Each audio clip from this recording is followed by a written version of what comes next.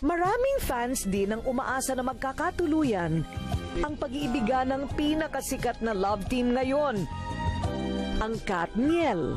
Gusto ko na itigil to kasi nagiging totoo na. Totoong ano? Totoong nagugustuhan na kita. I think I'm in love.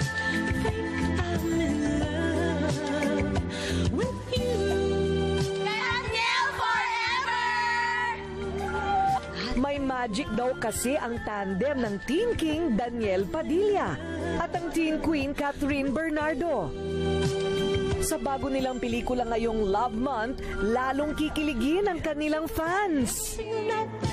Mas makulit ako dito, si Catrinas.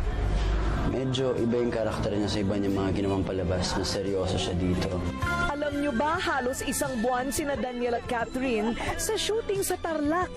O kinikilig kayo, no? Ginagawa ko yung mga ikasasayang.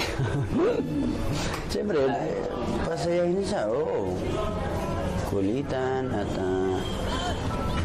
alam naman natin mga lalaki kung ano yung gusto ng mga babae. At yun lang yung papakita ang bigyan mong oras na at kukulitin ko lang nakukulitin.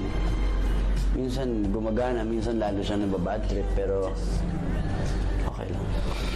Like the other girls, yun lang naman yung iniintay namin. Gusto namin ma-feel na totoo yung pinapakita mo. Yun lang. Bulong-bulungan na naman sa showbiz na ang love team nila ay for real. Totohanan sa tunay na buhay.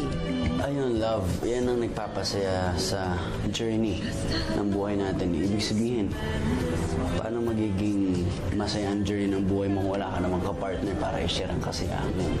Love is like a journey. Marami kang discover, marami kang learnings. Kaya habang tumatanda ka, habang tumatagal, mas naintindihan mo na, okay, ganun pala yung love. Minsan masaya, minsan nahihirapan ka. And andun yung thrill. I think I'm in love. Sumama ka. Close na tayo, te.